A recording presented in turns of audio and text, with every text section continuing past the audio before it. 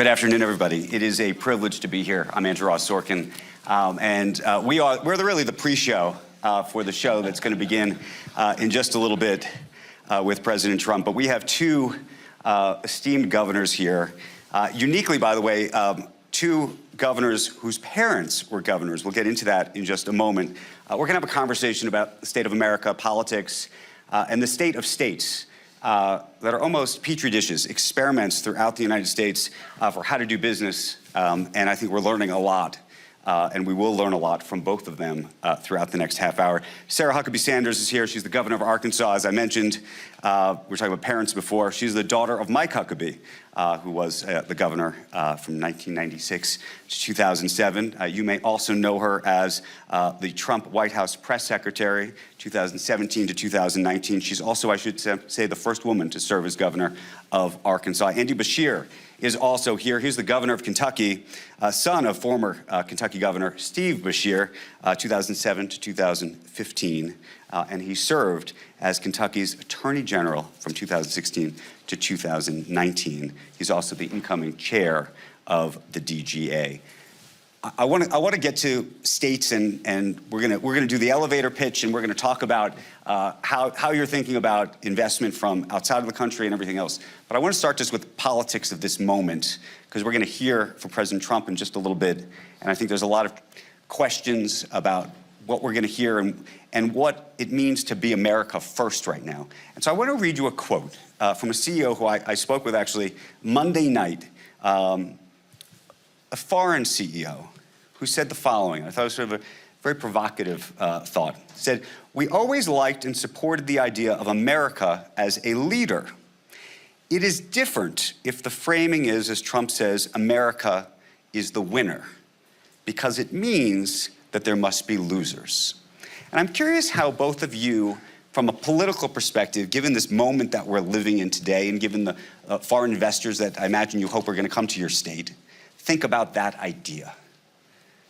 Do you want to start? Happy to jump in. First, I want to say thank you for having us, and excited to share the stage with a fellow governor and fellow Southern governor. So I think we have a unique perspective having grown up in politics. But I think when it comes to America first, the idea and certainly the perspective that the president comes with is that the rest of the world does win when America is strong. And the rest of the world does better when America has a strong economy, when we're providing good national security. Things like that matter to what happens across the rest of the globe. So America first, America winning, doesn't necessarily mean others are losing, but it shouldn't come as a surprise to anybody that the leader of that country wants them to be successful.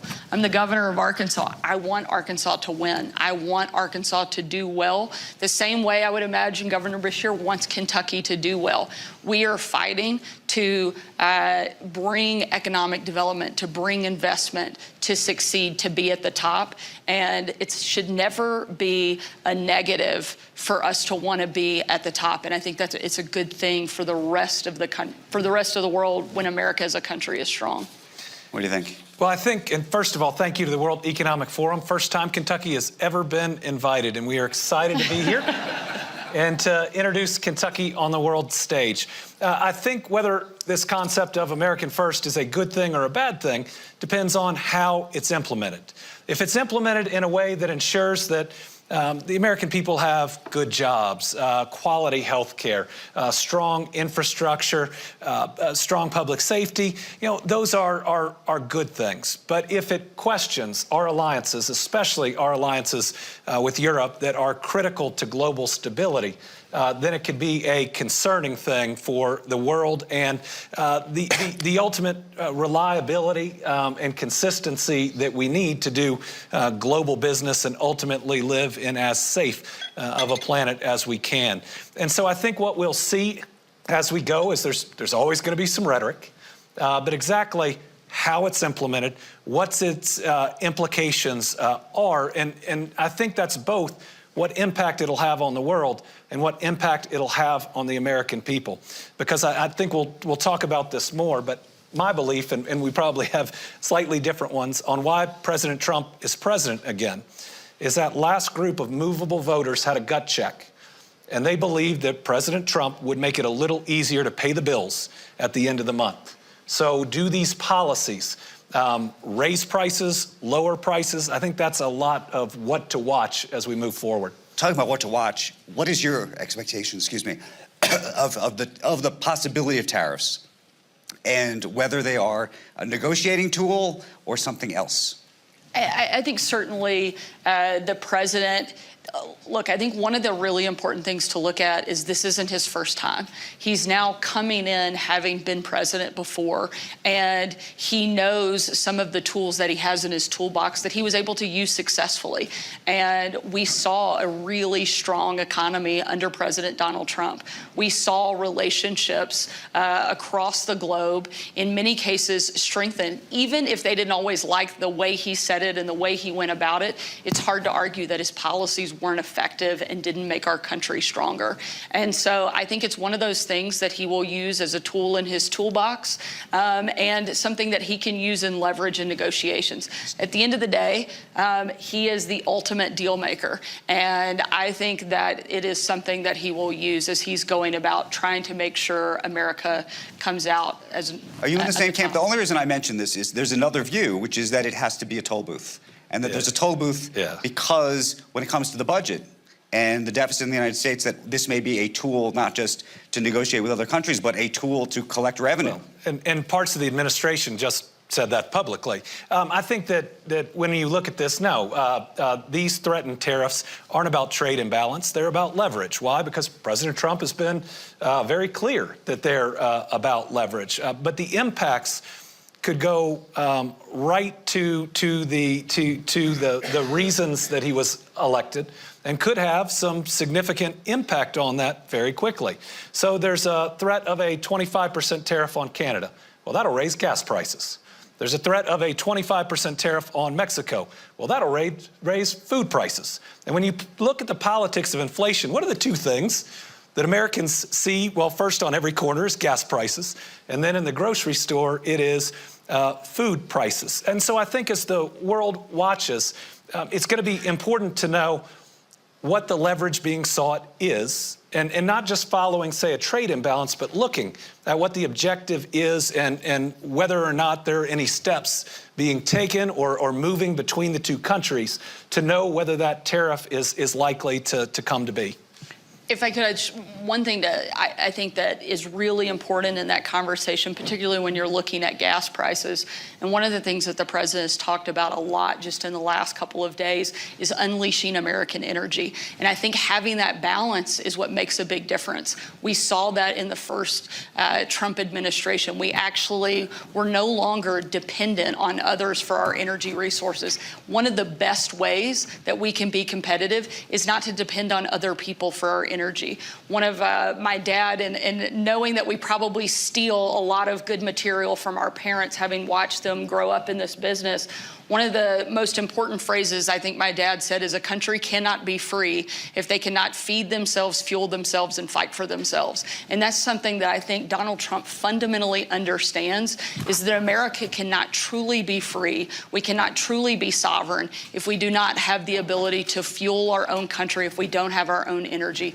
if we don't have the ability to feed ourselves and we're dependent on someone else, and if we are relying on others to fight our battles for us. This is a president who understands it, and I think it's one of the biggest reasons that he's president today, because people are looking for that. I have one more related question for you, and then I want to get deep into the issue of states, and both of your states specifically.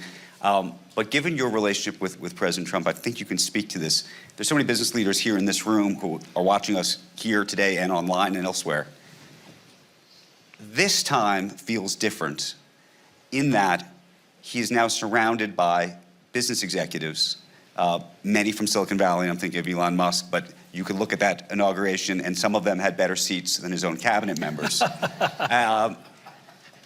What is going on? What should we think of that influence? What does that mean? And how is it fundamentally different than the first time around when a lot of those same people did not attend those things? Are they there because they want to be there? Are they there because they feel like they have to be there? Be honest. Tell us what you really think.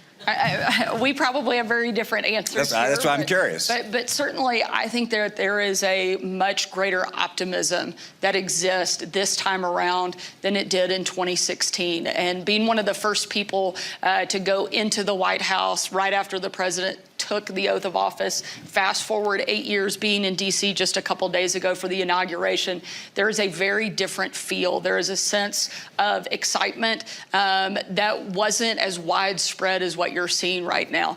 You also have to look at the numbers. Donald Trump won by a historic margin and a big mandate to come into office. A Republican hasn't done that in decades. And so now it's not just that he's coming in with excitement, but he's coming in, frankly, with a lot of political capital. And this is a guy who's not afraid to spend it.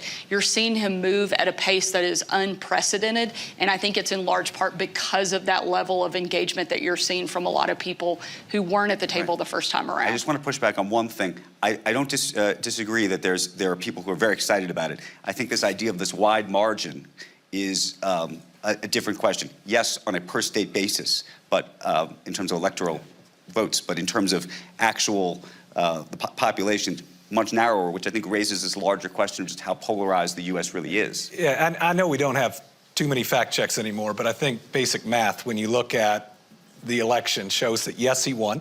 And yes, there's energy there, but I think a historic margin just isn't in the math. Here's what I see.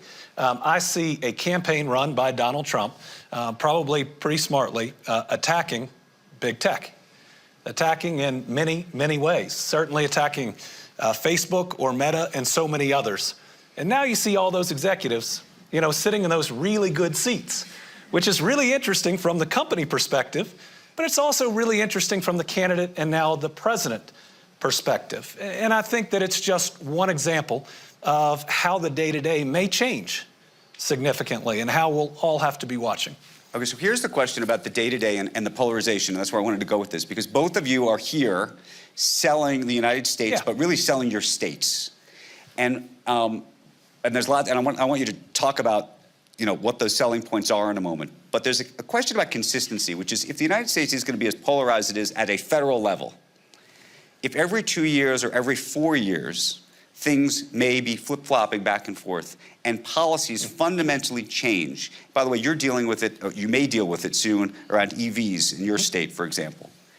How easy or hard is it for you to sell your state? And how should foreign investors think about investing in the U.S. given that polarization issue? Well, first, let me say we'll disagree on federal politics, but I very much respect the governor because I know what she does day to day. Who your governor is, if you are a citizen of your state or you are a business in that state, is really much more important to you, in my belief, than any makeup of the federal government. That is the relationship that you have in location, in growth, in business climate, in workforce, and in so many other needs. It's the direct relationship that as an employer you have or that you should have. And so much of what we do on a day-to-day basis is driven by getting things done, being practical, and a lot of the politics, I believe, as a governor on the day-to-day running of our states disappear. Because good jobs, accessible health care, safe roads and bridges, safe communities, good schools, those are things that we've got to deliver whether we're red or blue. And I believe those are the things that should unify the United States, things that we can work on together, or at least I hope things that we can start working on before we start arguing. So the arguing doesn't tear us apart on getting those basics done. We're both here because foreign direct investment is critical in the United States. In the 1980s, Toyota put their first North American manufacturing facility in Kentucky. It is still the largest manufacturing facility worldwide. That changed everything in Kentucky. It was one of those investments that changes the next 30 years. I was blessed to have one of those when Ford and SK invested $5.8 billion to build 2 incredibly large battery plants. That'll be one of the next big movers. Both required foreign investment. And while we're here, we get to talk to CEOs directly here at Davos that have thousands of jobs in our states. I've talked to CEOs that are from 3 different continents that I can talk to in one place. So for us, being here is good business. There are going to be lots of other reasons to come. but the chance in a short period of time to communicate with, to continue the trust with, to find out the different concerns, to hopefully announce some expansions, that is a real value for governors to be in the room with business. But Governor, let me just push back on this point, which is, and the reason I mentioned the EVs, you know, one of the things that Trump did very early on, just in his executive orders, to put a freeze on unspent money for charging stations. You've embraced the EV industry in a major way. The Biden administration was a big proponent of EVs. You were a beneficiary of that, and I imagine, you know, that foreign companies, foreign automakers thought, you know, this is what I'm going to be doing, and now the policy is going to change. And so how you think about that as you sell your state, right, knowing that there's this federal overlay that may be shifting. And the question is, do we think that over time it's going to start shifting all the time? The federal overlay may be shifting, but the private sector and its direction is not. Now, EVs were picking up steam before the Biden administration, and they're going to continue after the Biden administration. The speed may be different. The government dollars coming in may be different. A lot of people have tried to fight the future. Nobody's ever won. We know this is a big part of the future. And as the CEO of Volvo said this week, if you're not brave enough to invest before the inflection point, you get left behind. And so that growth in the EV industry, whether government dollars are coming in or not, was never going to be linear. But the importance of being in it, especially as we see more chargers and the cost will come down, even if the credits aren't there. When it takes off, we know we're going to be a part of it. And we got that $5.8 billion investment before the IRA was ever passed. And so while it is helping the cash flow, certainly, right, of it, you know, this is the private sector on sustainability, on electrification, has been pushing and driving and will continue to do so. Governor, what's the elevator pitch? I think one of the things, and certainly completely agree with the governor, it's so important for us to have the opportunity to come in and talk about what our state has to offer. And we're so directly connected. I think one of the reasons that things like the government subsidizing individual sectors within private industry is dangerous is because exactly what you're seeing with electric vehicles. We shouldn't be putting our thumb on the scale, but instead that's why states and the fundamentals and the things that we have to directly offer, like our workforce, like our ability to supply energy, that's what allows us to be competitive and make a difference. The pitch we're making is that come to Arkansas, because there you can grow your business to be anything that you want it to be. That's, I think, what a lot of governors are talking about and selling. We've invested and spent the last 2 years since I became governor focusing heavily on education, because I know that that's what's going to make a huge difference in our ability to recruit and retain big companies, is whether or not we can provide the workforce that they need and that they will demand in order to be successful.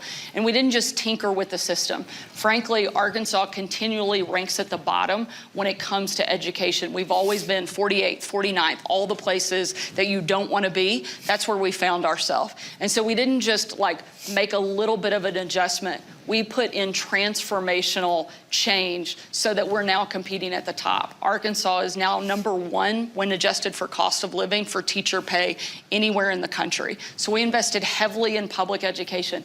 At the same time, I'm a mom. I have 3 kids. And just within my own home, I know that not all 3 of my kids learn the same. So I know that all the kids within my state aren't going to learn the same. And a parent should have the ability to choose where and how their kid can best be educated. Arkansas also is opening up universal school choice that will start this year. We've invested significantly in literacy programs that will take Arkansas from the bottom to hopefully moving up into the top sector, because those are places that I know that if we invest in the fundamentals, that will be what makes the determination of whether or not a company can thrive in our state. The other thing I love to say is we're home to Fortune #1. A lot of people love to brag about their companies. A place like Arkansas, you can go from being a 5 and dime store to being Walmart. The biggest Walmart, in case you didn't know. Arkansas is home to Walmart, the biggest company on the face of the planet. And so if that can happen there, then any company can come there, grow, and thrive. And when we're talking about Kentucky, we're on the biggest, best economic development win streak in our lifetime. We've broken every record for private sector investment, new jobs, wages, exports, tourism, so come see us. But when you look at our trajectory, it's incredible. We're not the same Kentucky we were 5 or 10 years ago. And so we've even launched an initiative called Our New Kentucky Home. one where we leave the stereotypes of the past in the past. We embrace this new, exciting economy that we have, and we take everything we love about our home and we invite you to join. It's a place that so many companies that are locating their first U.S. facility choose. It's a place where many companies that have a North American headquarters choose. We're in a great logistics area. You can reach 60% of the U.S. population in a one-day drive. We're #1 in air cargo by the ton between UPS Worldport and Northern Kentucky International Airport. They call it the Cincinnati Airport. It's on our side of the river. But that is DHL's North American headquarters in Kentucky. So we embrace foreign direct investment. We embrace expansions of what we already have. And when you come to Kentucky, it is long-term. We want you to be successful. We want you to grow. And it looks like last year were the highest profits our Kentucky-based businesses have ever seen. And we think that's a good thing. Because if you're really profitable in Kentucky, you're going to expand. You're going to hire more people, and you're going to create a better life for the Kentuckians that have been elected to serve. That's the sales portion Yes. of the panel. Thank you for that. No, I want to give you the opportunity to do it. You can see the competitive spirit Yes. that we have because that's exactly one of the, I think, differences of being a governor is that you're going out and you have to be the chief salesperson, the chief spokesperson for your state. But one of the things I think that you'll see that is common between the two is a lot of people are fleeing the coast and coming to the heartland. They're looking for a lot of that relationship-driven effort that you're going to see displayed, and one of the things that we're constantly talking about, and why events like this are important, because it allows us to talk directly and one-on-one with companies that we're hoping. What's going on with to locate labor in both of your states? And the reason I ask, right-to-work states, you're a right-to-work state. We're a right-to-work state. You increasingly have a whole bunch of unions that didn't exist before when Toyota first showed up. How does that change the dynamic? Well, I think you're going to hear some differences here. I'm a pro-union governor. I believe that when businesses and unions will have good dialogue, really good things can happen. I've seen a big transformation over the last several years. We are a right-to-work state much more recently than Arkansas, but certainly the construction of these amazing facilities, Ford and SK's 2 battery plants will be what I believe are the 2 largest in the United States, and they are pretty close to the size of anything in the world. I can't do the kilometers, but one of them is 0.9 miles from one end to another. It's really amazing. I've seen businesses that have never used union labor before use them, especially in some of these instances, and pledge to use them moving forward. But it is about establishing that good working relationship, the open dialogue. And I know it's not easy, but when it works, I believe the workforce, whether it's on the construction side, can be steady. You can bring people from all over the United States, and that there is a real opportunity there. In Kentucky, we've seen our union workforce grow each of the last 2 years. And I think we're going to see it for a How much pushback do you get on the union piece? I mean, I assume there are companies that come to you and they look at the state and they say, you know what, maybe I got to think about a state that doesn't have a union. I haven't had a company bring up right to work in locating in Kentucky. Now, it is the law there, and that could be a part of it. But I think that what you see are some companies we have automakers, some of which are not unionized in Toyota. They pay good wages, good benefits. And then you have Ford, which pays good wages and good benefits. Ford has embraced for much of their history their labor union. They believe that it helps recruit and train their workers. Toyota has a different approach, but they coexist in the same state. Right. We're a right-to-work state, extremely proud to be in that position. I think that one of the reasons that Arkansas is the #1 state in the country for economic growth is because of that. One of the #1 state in the country that people are moving into in the last year was Arkansas. You hear a lot about other places, but I think that is one of the big drivers for companies that are coming in, not just coming, but staying, investing, and making long-term commitments to our state. And we're proud of that fact, and we'll continue to lean into being a right-to-work state. I'm curious about what you think about what some people are describing here in Davos as a vibe shift around the topic of ESG. That's the word of the last 3 years. Vibes. Vibes, right? Vibes. No, but a vibe shift, because I would say here in Davos, and you know, I know you said this is your first timer Yes. here.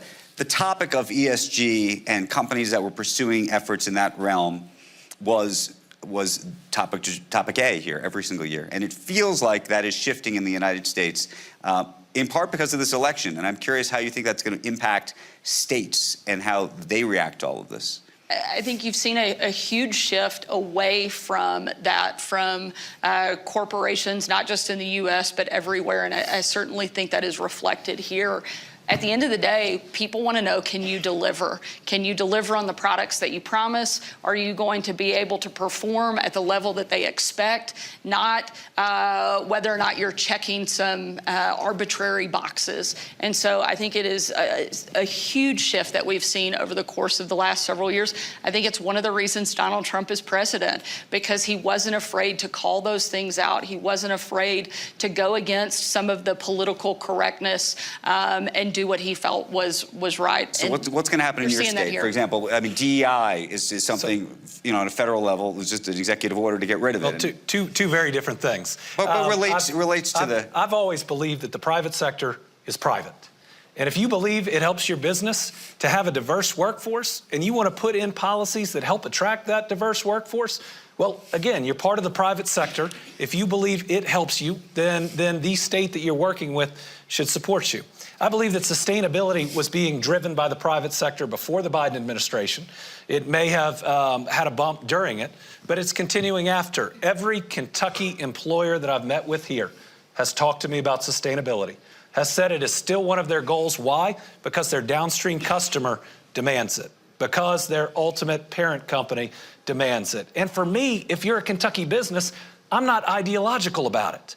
I'm trying to meet your needs so that you will stay and grow in Kentucky. If you're a new business and you say, we want to bring 400 jobs to Kentucky, but we need our energy portfolio to look like this. Well, if you think about it almost in terms of business, if you're a state trying to attract it, it's your job to go out and make sure your energy portfolio can meet those demands. Sustainability is going to be a part of the future. It's going to be demanded by most companies that are going to locate in different places. And I want people to know that Kentucky's not going to get caught up in national debates about it. But if it's a need you have as a business, we're going to meet it for you. If I could just add one thing, I do agree that I think one of the important distinctions is the private sector should be private. That's one of the big problems, is that it wasn't. It was being mandated by the government, and that's where I think that the conflict lies. It is absolutely great if it's driven by the private sector, but the problem comes when it's the government dictating the rules and picking winners and losers. Right. And I think that's where there's a discrepancy and probably a difference in... But we've now seen these organizations that have been created to go after corporations that have quote-unquote woke policies. Right? Your policies are your policies if you're the private sector. You know, we can have different opinions on it, but if you believe that it's going to help you to, again, have a diverse workforce, if you want to push different equity measures within your business, that's your business. But isn't it interesting, can I, on this point, isn't it interesting, you know, blue states for a very long time, Democrat majority states, pushed businesses in all sorts of ways on all sorts of issues. And the expectation was that Republicans would never push companies on anything because they were it's supposed to be, you know, believing in a free market, companies should be able to do whatever they want. And all of a sudden, the whole thing has been reversed, right? Do you think that this is in reaction to blue states in some ways going too far? And I'm thinking, when I say blue states, pension funds, sure, and others who really push companies into doing things that then there's been this pushback on the other end. We like to put everything in a box. It makes it easier when you talk about it to have red states and blue states. And certainly on the federal level, sometimes in Congress you see that. But I think the running of states is much more complicated than that. And I think there's a lot more nuances between approaches of governors from the same party. It may be Southern governors have some different approaches. And so I just really encourage you to get to know your governor and where they are. I don't describe myself as liberal or conservative. I describe myself as pragmatic, because as a governor, you have to get results. Right? We need more and better jobs for our people. We need more accessible and affordable health care for our people. We need good, safe roads for our businesses and for our people. We both want our communities to be as safe for our people. And so when you look at those day-to-day, and I think non-political results that we have to secure, even if we go about it differently, it just, right. it doesn't break down the same way. We're going to run out of time, but I just want to, on a practical level, and Governor Sanders, you didn't sell this, which I thought you were going to, because it's actually the reason I would move to Arkansas, which is she has started a pilot program to address phone use in schools and to effectively keep phones out of schools throughout the day. Just tell us what's going on with that, because I know you did a panel yesterday with Jonathan Haidt, but I'm fascinated by that, and I think that may be reason enough to live there for my children. Well, great. We're glad to hear that you're moving to Arkansas. If you take nothing away, I hope everybody heard that you're relocating. Look, as a parent, and I'm sure you're experiencing this as well with teenage kids, one of the biggest points of contention that we have at our house every single night is over phones and social media and connectivity. One of the things that we have seen that no one is immune to, Republican, Democrat, U.S. or Europe, is the mental health crisis that is plaguing young people in every single community. And one of the things that we know is that is directly contributing to that is the constant overuse and accessibility of smartphones and social media. And I think one of the things that we have to talk about and certainly bring a lot more awareness to is what we're seeing in the trends lines. Anxiety, depression, suicide rates are skyrocketing. Not a good thing. And we know that a lot of that is driven in part by that constant accessibility. And so looking for ways that we can help kids take some of that pressure away, also focus more in the classroom, and take away some of those distractions has been very successful in our state. We started a pilot program where we asked schools to voluntarily participate in going phone-free. Within the first 6 weeks, 75% of the school districts in our state voluntarily chose to participate. Within the first couple of months, we were tracking progress, because I think proof of concept and data is really important. We saw a 51% decrease in the number of students that had drug use in the schools that went phone-free, 57% drop in verbal and physical altercations and problems in the classroom where they went phone-free. So we're seeing the positive impacts, and we know that the negative impacts are there. And so I think it's a really important topic that we can't ignore and that states can take on a bigger role to address. We're out of time, folks, and President Trump is going to be speaking very shortly. I know you want to go see that. If he does not succeed in ending TikTok, she might. So we want to thank both governors Thank you. for a great conversation. Thank you very, very much. Thank you. Thank you.